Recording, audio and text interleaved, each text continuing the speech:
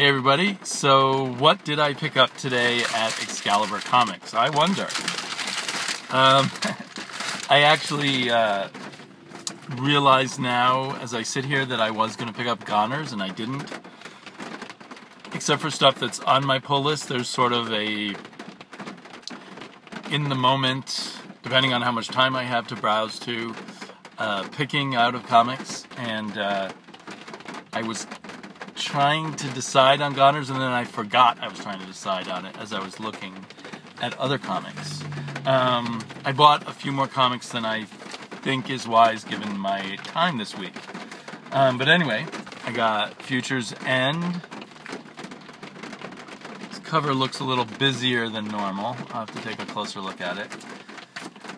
The final issue of Starlight, or of Starlight Book 1, I suppose. This seems to be a thing that Mark Millar does on his Millar World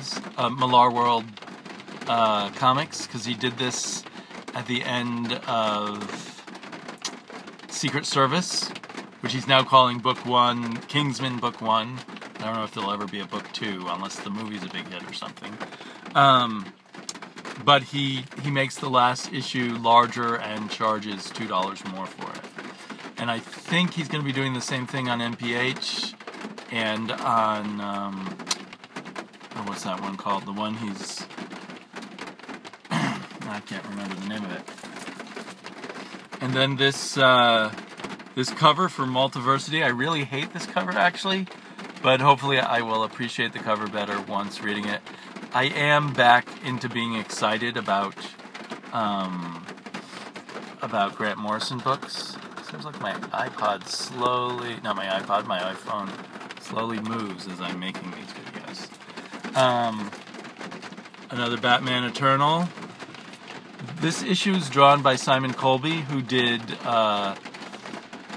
Masters of War for Vertigo, and he's also, in the past, I've seen him do The Authority, and he's quite a good artist, so I'm kind of interested to see how he'll do on Batman.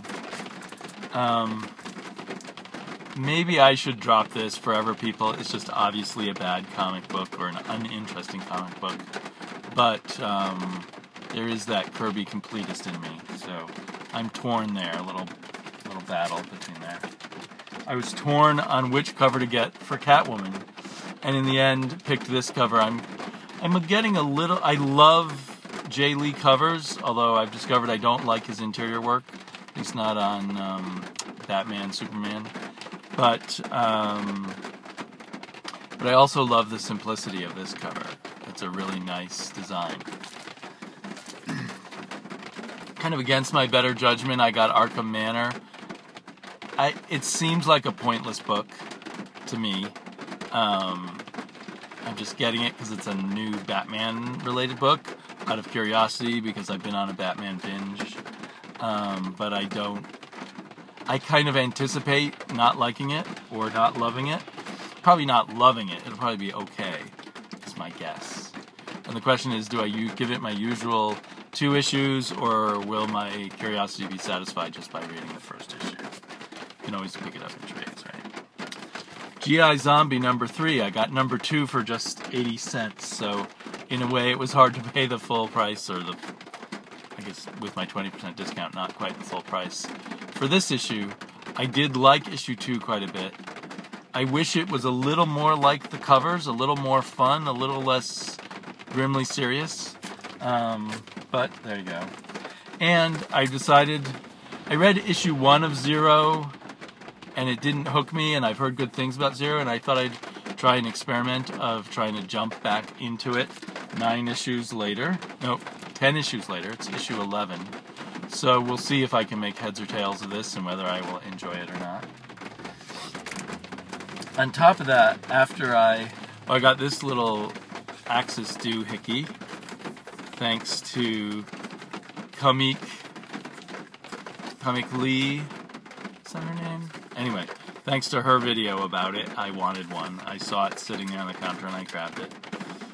It doesn't really make me more interested in Axis, but maybe it would be fun for me and my daughter to play with. So then after, I feel like the rain is so loud I'm competing with it. After going to the comic book store, because I had a little extra time, I just popped into a branch of the library that I don't normally go to, and just browsed what's on their shelves. Usually the best comics I get by putting them on hold. But I found some fun stuff. Some Streets of Gotham, which I don't really know much about. Batman Streets of Gotham. It's different from Gotham Central, right? It's called Hush Money by Paul Dini. So I don't know if it has something to do with Hush. That might be interesting. And I actually haven't read any Paul Dini comics. I've only seen his animated shows. But Superman Monel, I really know nothing about this. Why did I pick this up? It's by James Robinson, which really doesn't bode that well necessarily. I've read some bad James Robinson Superman.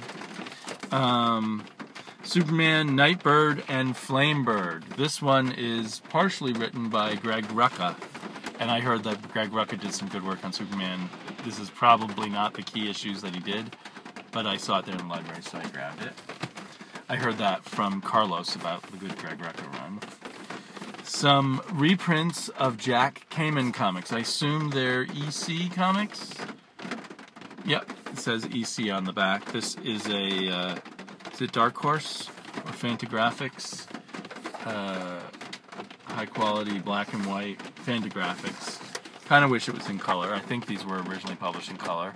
It'd be great to see the EC stories recolored by a tasteful colorist. But Jack Kamen is probably one of the less famous guys now from EC, but he was a big guy in the EC world. And his son was the guy who invented the Segway. Something else came in. So I always thought that was interesting, that a famous inventor was the son of this famous EC comic book artist. And then I grabbed this older Image comic. It's kind of oversized, called Viking, The Long Cold Fire by Ivan Brandon and Nick Klein. I've seen Nick Klein's artwork recently on Thor, so that kind of had me curious. It looks pretty cool. I have a childhood love of Vikings, so looking forward to browsing through that.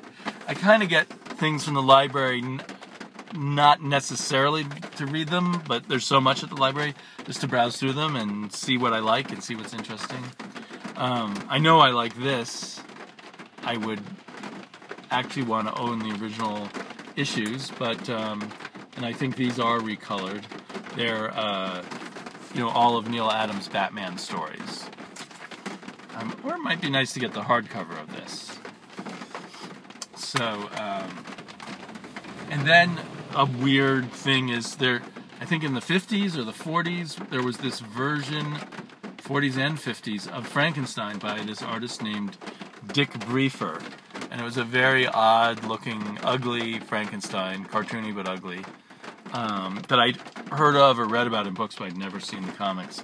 So this cover's interesting. It's got two little eye holes, and so the eyes are of this version, an even more cartoony version. So I don't know what the story is there with the uglier version and the more cartoony version. Inside, you really get the sense of the old newsprint and everything, and it looks very cartoony and silly, but excuse me, I thought I'd give it a try. So that's the comic book related things I've been picking up today, and I will look through them and read the ones I bought, and maybe read some of these library ones, and I'll talk to you later. Bye bye.